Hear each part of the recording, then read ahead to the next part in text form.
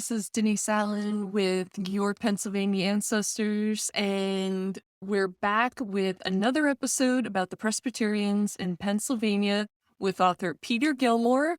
He wrote this book about Irish Presbyterians in early Western Pennsylvania.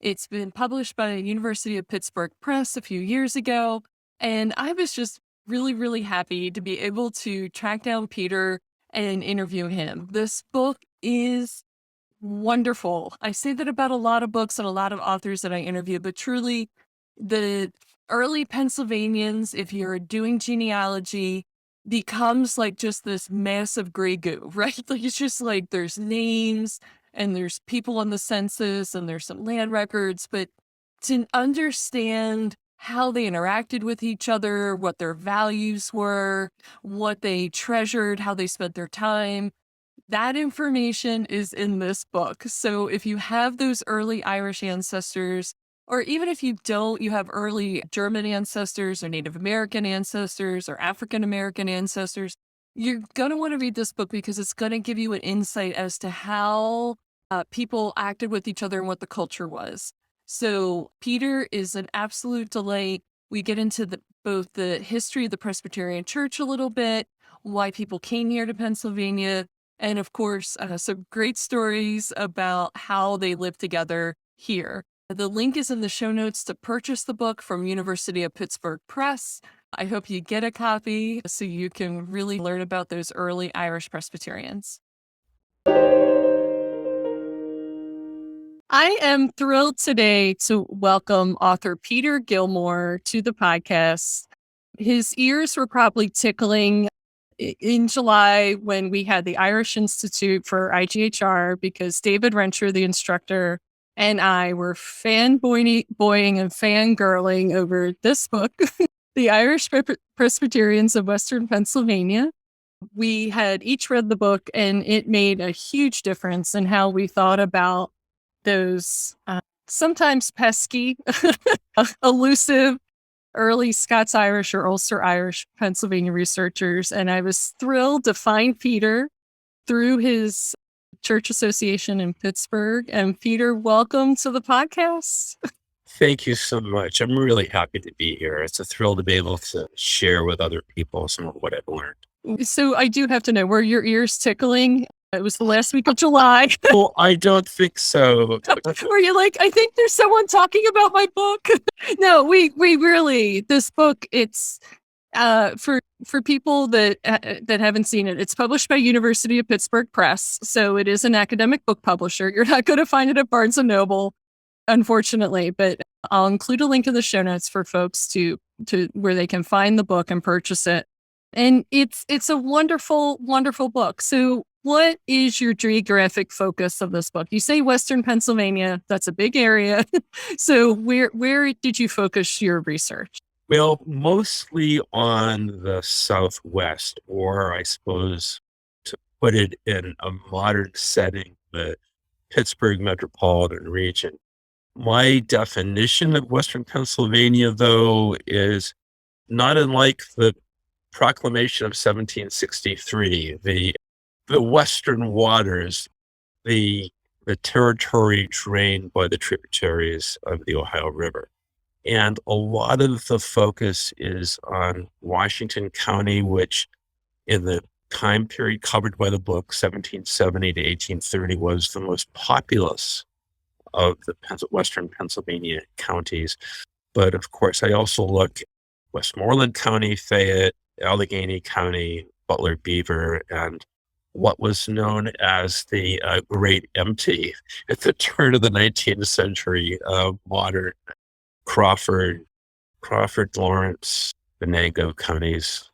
Yeah, it's a vast area, and the Ulster Irish or the Scots Irish really pushed themselves into that area early. And you give us a clue as to what their life was like, unlike anything else I've ever read. So I think for modern folks, I don't know, I feel like in modern times, we kind of think like there's just like the Protestant religion, and then there's the Catholic religion, there's Jewish people, Muslims, like we have like these major categories, but the Protestant faith is like very diverse at this time. They have very wide-ranging views of how life is conducted. So these Irish Presbyterians, give us a little insight as to of what their life was like. Do you have a favorite story from the book or favorite kind of like vignette of? Oh, sure.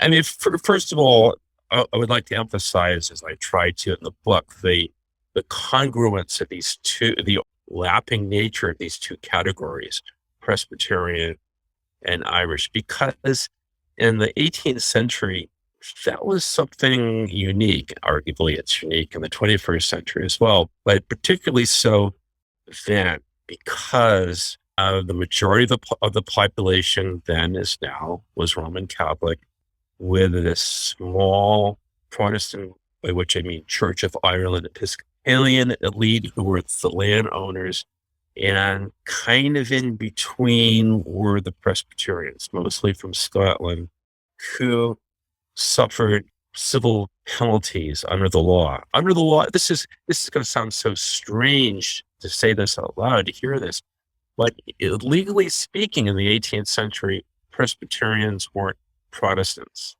They were dissenters. The only official Protestants were those who belonged to the state-established church. Well, Presbyterians had theological issues with that church, and the communicants of the church included their landlords, with whom they weren't always on the best of terms. So getting out from underneath the state and the state church had a lot to do with, along with a myriad of economic reasons of why they came here. So to be Irish in the Pittsburgh area at the turn of the 19th century probably meant you were some kind of Presbyterian, and vice versa. Right. So this was a unique ethno-religious identity.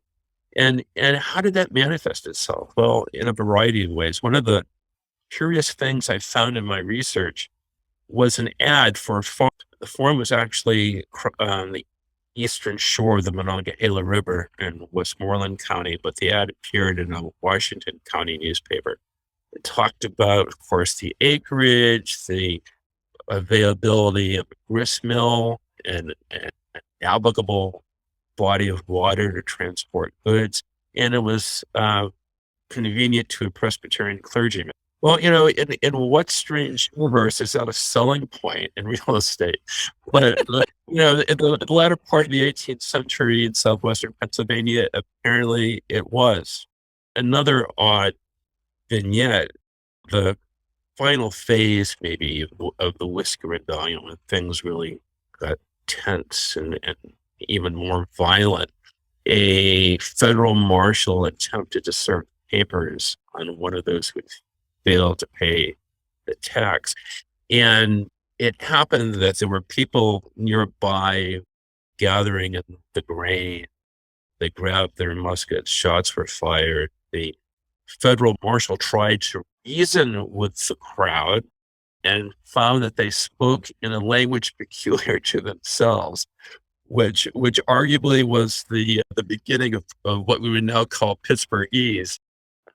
Let's say, one could go on, but they established in a variety of ways that they were a different group of people altogether. Tended to, well, the first generation anyway, whether it's Washington County in the 1780s or where I was born and raised, Hillsborough County, New Hampshire in the 1730s, didn't marry outside of the group, didn't associate much with folks out of the group. They were who they were, and the rest of the world was probably going to hell. Spoken like a Calvinist. Yeah, they had their way, you were one of our people or my people, and there was other people that they may be associated with. And yet, at the same time, they amongst themselves as readily as they did with those outside of the group. So there were at any one time at least four denominations of of Presbyterians, 4 different ways of being Presbyterian, and sometimes more, as one little denomination would split over one issue or another. Interesting. So, how much did that Presbyterian faith influence their day to day life? I mean, people Yeah, always think about the Amish, and everyone thinks, oh, the Amish are so different and they, have different ways of being around each other. But were the Presbyterians like that too, to some extent? to some extent, but here's sort of a paradox. There's and I will admit that perhaps I fudged the distinctions a little bit in the book, but I mean, if you'll understand why, there there were those who were devout, whose life was really built around their faith, but in the totality of the group, it was in a particular identity which really defined who people thought they were. So one would have been very aware of having come from a particular background, but that didn't necessarily translate into attending meeting every Sunday. And anyone who goes to church frequently will be aware of a great influx on Easter and Christmas, people who flood into the sanctuary who might seem vaguely familiar, but you don't see them there week after week. Well, there's kind of, I mean, that's been true throughout Christendom for a very long time. It's not unique to this particular group of people. But when I write about the intense revivals of the early 19th century, this was a very big deal. People gathering in their hundreds and their thousands and gathering for, is it not a revival meeting as such, but for the Lord's Supper in the traditional Presbyterian manner. But when the ministers and the elders were thinking about, we need to have a revival of religion. We need to bring more people into our churches. To whom were they addressing their message? Was it the world as a whole? No, it was all those unchurched Irish Presbyterians out there who were aware of that identity, would so self-identify, but weren't necessarily showing up for the hours on hours every Sunday, because there would be a service that would last a couple of hours in the morning. There'd be a break for lunch. They'd go back for a lecture, be together for another few hours. So it was serious business, and it took all day. And that's just the Sabbath. There were also days of fasting and humiliation and Thanksgiving, where the expectation was all work would cease. Well, perhaps not everyone did that, but if you were a regular churchgoer, you would be expected to do so, and might be censured. You would be censured if you did not. But there was always a penumbra encircling the smaller group of active participants in the faith. And this was as true in Western Pennsylvania as it was back in the province of Ulster in the north of Ireland. Excellent. You painted such a great picture for us of these folks and their meetings. And in fact, the cover of the book has what looks like one of these gatherings that you just mentioned. That's exactly right. And I was so grateful for this cover. It represents the book and its contents very nicely. But that's the illustration. It's an illustration from the 19th century history, and it depicts just one of these gatherings. So to maybe put that in focus a little better, it was the practice of all of these different Presbyterian churches to celebrate the Lord's Supper just 2 or 3 times a year. Not every week, not every day, not every month, but 2 or 3 times a year, in conformity with the rhythms of agriculture. So maybe in the spring after sowing, maybe in the fall after reaping. And because it happened so seldom, it had an even greater emotional and spiritual impact. And it drew people together. I describe it as a ritual reintegration. It was a way in which the imagined community reinvented itself. And it meant that more than the number of people in a congregation might be present, people would come from all over in their hundreds, either share space in someone's home or pitch a tent in the woods or build a lean-to. And these would be 4 or 5 day events.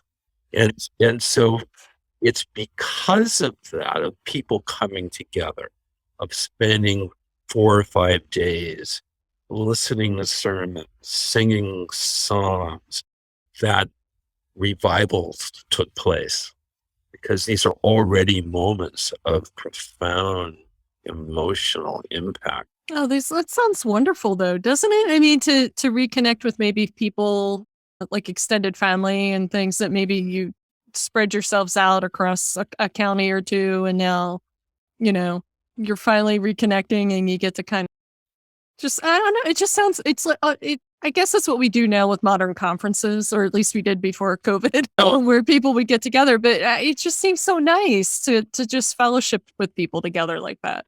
and it also became the basis of and marriage, Yeah. because you're bringing together young men and young women who might not see each other very often, or might not have ever met.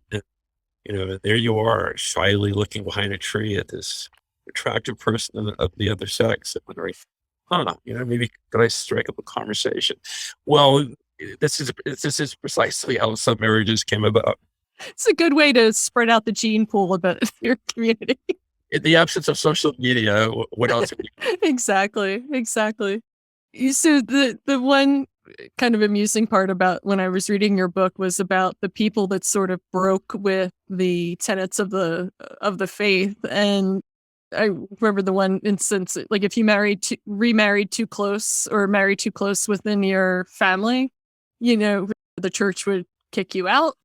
They had a great, like, I guess you could say, oversight and management of the behavior of their members. They wanted people to conform to a certain standard. But the good news for genealogists is that the people would sometimes argue those cases like up the hierarchy of the Presbyterian Church, and so you can get some. It sounds like some extensive records of what had happened and what they were arguing for or against. Like, oh, I didn't do that, or it's not as bad as it seems, or I can be forgiven and let back in. Is that the case, or am I? No, it is. It is. One of the joys of the book was knowing that I was putting into print the names of what would be otherwise forgotten, relatively obscure people. I mean, and once in a while you come across a name that you're going to find cross-referenced in a history book. But mostly these are ordinary people who, for one reason or another, find themselves before the church courts, as they were called, either pressing a case or more likely defending themselves against someone else's accusations. But still, so these names are captured. But on that point, what I found really fascinating, and which something that touched me deeply, is that while yes, the sessions were monitoring the lives of people within the congregation, this is something that individuals agree to willingly. And True. and that was just astonishing to me, that there was a sense that we need care, we need direction. We're not on this earth on our own to do whatever the heck it is we feel like doing, but we, just as other people are looking out for us, we have an obligation to look out for others. And that was reflected, of course, in other ways in every day, not unique, of course, to this particular ethno-religious group, but like other people on the frontier, or the near frontier, post frontier. It's not easy to to raise a barn. It's not easy to raise a house. It's not easy to bring in a crop of wheat or barley or rye in the field, or to husk a great amount of corn. It's an occasion for people to get together, and that's always a good thing. But it's part and parcel of that interaction that denotes a community, that builds a community. You're really reminding me too. I'm using my modern mind, like, oh, they must not have wanted to be managed like that but maybe that's the way I'm looking at it. Like, oh, well, didn't they want to be free and just to be able to do whatever they want? It's like, no, they wanted to be in relationship with the church and with each other. They didn't, and that came a certain set of responsibilities and guidelines and standards of behavior that good for them for upholding that on the frontier amongst what must have been a little bit of chaos and unsuredness and in terms of everything, food, security, health. I mean, I can't imagine. So it had a practical benefit. It had a psychic and emotional benefit, and it, it was of cultural significance because they were replicating the experiences of life either back in the Cumberland Valley or Lancaster County or across the Atlantic in County Donegal or County Antrim. Mm. I got some of those County Donegal genes. It's apparently there's enough mutations there that you can follow through. It's kind of funny, I think. People can be so that there's a genetic imprint on people that passes down like hundreds of years just based on where they live. But what else do you want readers or future readers to know about your book and about these Irish Presbyterians in Pennsylvania? One thing that also struck me was not unlike a lot of other Americans in the backcountry, their decision making and way of life was not oriented towards individual material success. So there was a calculus of decision making that also included cultural and spiritual factors. Instead of, is this going to be immediately good for myself or maybe my family? What does it mean for my eternal soul? But also, what does it mean for the neighborhood? What does it mean for the community? And I loved finding the letters written by parents back in Ireland to the younger generation settled in Western Pennsylvania. Do not store up your treasure in worldly things. The silver and gold are mine, saith the Lord. And they were serious, so astonishing that there are some things more important than immediate financial gain. So, one of the stereotypes, and this is people with multiple contradictory stereotypes, is money conscious, materialistic, while at the same time somehow being very religious. And that's not always true. One of my favorite stories that I came upon in church records, these are session minutes, involved an individual who had gotten into a conversation with a neighbor at a, dare I say, manure frolic. Guys got together to clear out the barn of the year's accumulation. And once all that was done, they're sitting around with whiskey, having a chat. The talk, of course, turned to the wheat crop, and the man whose barn had been mucked out allowed as how his wheat crop was particularly good, and intimated that one of the men present could help himself to some of the seed in his garner. I'd never seen the word garner used as a noun before. That's at the mill. And the man, the second person did help himself. And the rumor developed that he had taken more than he should have done. And so the man who was accused of having taken too much seed brought charges before the session against the man whose it was that he had engaged in unchristian conduct by spreading this rumor that he had, feloniously taken too much of the wheat. And the session agreed that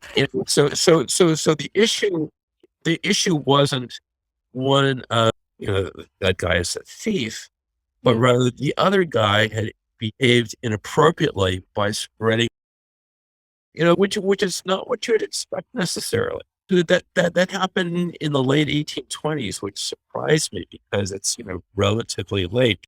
There was another case I found from the 1780s, a bit earlier, of a member of the congregation who complained that he had been denied privileges at the local grist mill, which was owned and operated by another member of the congregation. And so the issue for the session didn't turn around question of whose property rights were involved, but rather that this was unfortunate, unchristian acrimony, a division within the community, and they arbitrated the matter so that the aggrieved party could, in fact, get his grain milled at the mill. Wow. So there's this emphasis on community, which supersedes what we might perceive as individual rights or individual advantage, which was the norm. Oddly enough, it seems so otherworldly, but it was. These are incidents that took place right around here in Western Pennsylvania among people in a different time, different circumstance. Might have been reading the same Bible as we do now, different translation probably, but it had a different interpretation. And we're interpreting what they read, what they heard from the pulpit in a way that was consistent with the necessity of trying to create a meaningful life as this region came out of the frontier state. Yeah, it sounds like it sounds like they wanted the whole community to succeed or survive or thrive together versus one person standing up and taking all the credit or being the most successful. Or would that be a fair I way think to look at them? I refer to it as independence through interdependence. Oh, that's a nice way to put it. Yeah. Yeah. Because we don't get a lot. I think sometimes people look at Pennsylvania and they're like, well, you don't have a lot of famous Pennsylvanians. We talked about James Buchanan, being really, like the only US president from Pennsylvania. I mean, you can say Joe Biden, but he was in Delaware. Like he lived in Delaware too. I mean, he was born in Pennsylvania, but Right. didn't grow up here, really. Didn't spend most of his adult life here. And so, people look and they're like, well, what happened there? Like, because you get all these, famous people from Massachusetts and Virginia and, New York is always, and it just seems like a part of our culture, as because the Quakers were like that too, very egalitarian and very sharing. And I don't know what I'm trying to say there, but it just seems like we just have a low key, like, kind of energy to the state.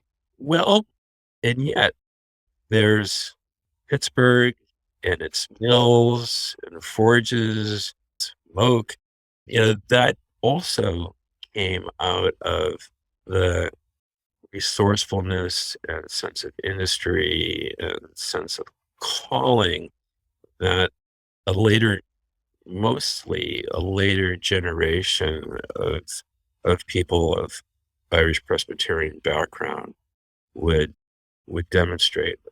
And not, of course, not exclusively owners of mills. As late as 1850, maybe as many as a quarter of the Irish American working force in the mills were people of Presbyterian background. Wow. Yeah. Yeah. So people who were hardworking and built something. And also, there were so many, again, this is a people with so many stereotypes, hard drinking, hard fighting, Right. but also apparently prone to start universities. I was doing my research. I was beginning the research when the the book by the former U.S. Senator Born Fighting came out. Uh, Yeah, but I'm dealing with an area which produced Rachel Carson and Mr. Rogers. I could call my book Born Pacifying, and that would be equally accurate. Yeah. So there were the folks who were counting their pennies in Pittsburgh, but at the same time in northern Indiana County, their cousins were building illicit stills in the hills. And, it coming out of the same original cultural. So it, it's, these are cautionary tales against stereotypes. It is funny. When you research, you do develop like you start. At least I do. I start generalizing about the people I'm researching, and then sure enough, there's something that blows that out of the water pretty quickly. And I realize I can't generalize. I'm walking in a far country here when I'm researching in the past. So. That's right. And in terms of the Irish Presbyterians, they're as likely to psalm singing as they are whiskey drinking and fiddle playing. I have one of those And that's players in my bag. it's all part of the package. Yeah. I don't know about the whiskey part, but I do know about the other part. So, what do you wish I had asked you about your book? I could say more about the varieties of Presbyterianism and why they were even there. Well, I would love to know that because I find the Presbyterian faith fascinating. So here's my story. I share this story a lot because I was at the Historical Society of Pennsylvania the one day and had pulled a Methodist circuit rider's, diary looking for a family in Northumberland County, so the eastern side of the state. But part of his diary recorded part of a ride that he took with a Calvinist and how he and the Calvinist got into quite an argument about the fate of men's souls. And he restrained himself from pushing the Calvinist off his horse, and the Calvinist did the same. And I just loved like it was just this little few sentences, but I had this picture of these two men just arguing about the fate of man. Like, could you redeem yourself through your deeds or not while you were on earth? Or was your fate, predestined by God before you were born? Like, I can see this argument. And I think, wow, our arguments today over politics are nothing compared to what these folks were really struggling with at the time in Pennsylvania. So do tell us about the various Presbyterian faiths. How much of them were the predestiners, predestined folks? Oh, that would have been everybody. That's the question was not whether or not they would be Calvinists, but to what extent would they push the envelope. So lurking in the background, I suppose we should say, are the events of the 17th century, and without hopefully not turning this into a history lecture, which you probably don't want. No, I want it. Trust me, I love history. The Scotland had a rather protracted Reformation. What if the event that probably most people would be familiar with is 1560, Scottish Reformation commences, the Scots Confession is adopted, and a Presbyterian style of church government is enacted. But that isn't the end of the story. There was not a complete reformation. There's not a complete change in the manner of church government. And those issues were actually resolved decades later in the forerunner to what became the English Civil War. There was a covenant, the National Covenant, adopted, signed by tens of thousands of people in 1638, which essentially said, if the king were really thinking straight, he'd want this to be a Presbyterian church with no bishops whatsoever. the king didn't see things that way. And then came the English Civil War. The Scots Presbyterians, the English Puritans saw a basis for agreement, and the result was the Solemn League and Covenant of 1643, which to the English was mostly a military alliance. To the Scots, it was a solemn agreement with the English and God that all the British Isles would become Presbyterian. Well, that was disavowed by anyone in power after the Restoration. But that became the continuing basis of argument for generations to come. So the Church of Scotland and its sister churches in the north of Ireland no longer paid any attention to the covenants, but did embrace the Westminster Confession and Catechism, as did everyone who adopted a Presbyterian polity. But there were the outliers who said, no, the covenants, we made a solemn promise to God that we were going to do these things. They're still binding. And it doesn't matter that they were written in the 1630s, the 1640s. They're binding in every successive generation. So these divisions persist in Ireland, and they're brought over to North America. That's part of the reason why there are multiple Presbyterian denominations. So there's the mainstream church. There's the General Assembly. It's the larger body.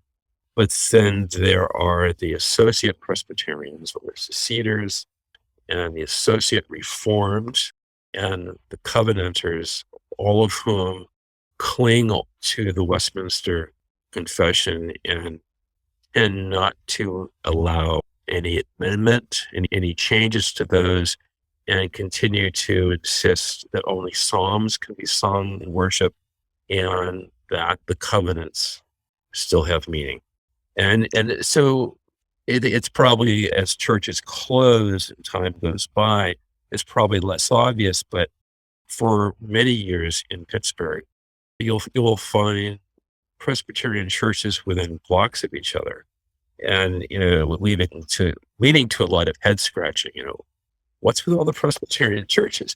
Well, the reason is because 100 plus years ago, 150 years ago, they were the churches of not just the one denomination. Interesting. Yeah, people, you gotta know the history of the denomination in order to know how to research on the records too. Well, that's right. And so the Seceders, or the Associate Presbyterians, who later merged, by the way, with the Associate Reformed to create the United Presbyterian Church, they were particularly strong on the western part of Washington County and numerous northwest of Pittsburgh, Butler, and beyond. So if you're looking for ancestors in Western Pennsylvania who you think might have been some kind of Presbyterian in the first half of the 19th century, look to see if there are any records of associate Presbyterian churches or associate Reformed churches. And if you're lucky, you will find extant membership rolls or baptismal documents. See, unlike other Christians and unlike other Protestants, all of the Presbyterians recognized only two sacraments. I think with Lutherans and Episcopalians, there's three, but with Presbyterians, there's just the two: baptism and communion. So if you're relying exclusively or heavily on marriage records, you're not going to be as successful with Presbyterian. Okay. But baptismal records, yeah, that was very important. It was like one of two sacraments. And so very important. Yeah, that's not too many. It's not enough. The Catholic faith has 7. So yeah, that's right. That's right. So you're operating with a smaller, much narrower range of available It's not as narrow as the Baptist, though. The Baptist, you get adult baptism, so you don't even get the infant baptism, and it's even more challenging. But we're not here to talk about the Baptist.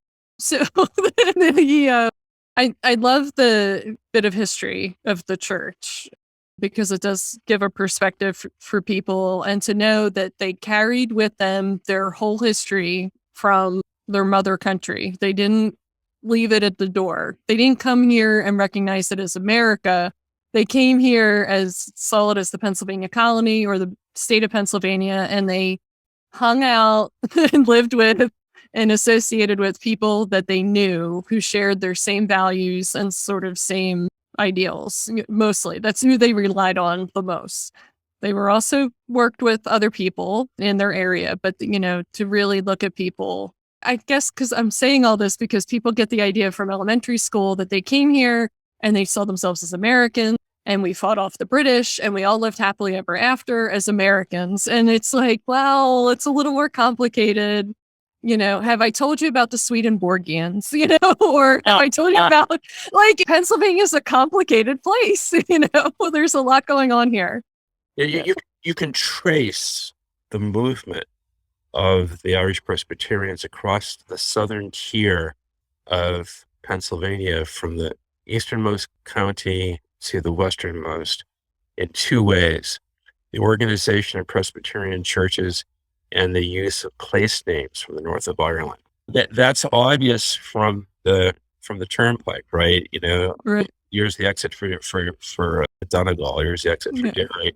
But it's if you're really looking more closely at local family records, what you find is that, not all the time, but in many cases, though, people, upon getting a land grant in the 1780s, would name their property after the townland from which they came in Ireland. And the townland is the smallest geographic unit. I'm sure it's anyone who's done Irish genealogy has run into the townland. What the heck is that? Well, it's various size, but smaller than a parish.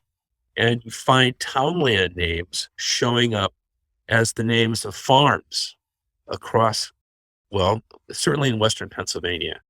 And it says something, I think, of a mindset, of a worldview. These are the names of places where individuals grew up, where they first memorized the catechism, where their parents married, where their parents and grandparents may be buried, and that became the name of their farm. So wonderful. That's wonderful. Yeah, people didn't necessarily want to detach themselves from their past. They did want to honor it and keep it with them as much as they could. For the first generation or two. Yeah. Peter, I feel like our time's like wrapped up. I hope people enjoyed the history of this. And for those folks researching those elusive early Irish ancestors, do pick up the book, Peter's book, because it will clue you in. Even if they're not Presbyterian, you're still going to learn what it was like in early Western Pennsylvania for a good number of people. So even if you have German ancestors that are right up against these Irish Presbyterians, you're still sharing a life together at the grist mill and at the courthouse, and maybe intermarrying at some point. And I do hope people pick up the book and read it. And I just thank you so much for your time. This is really special for me. You're quite welcome. It's been a delight.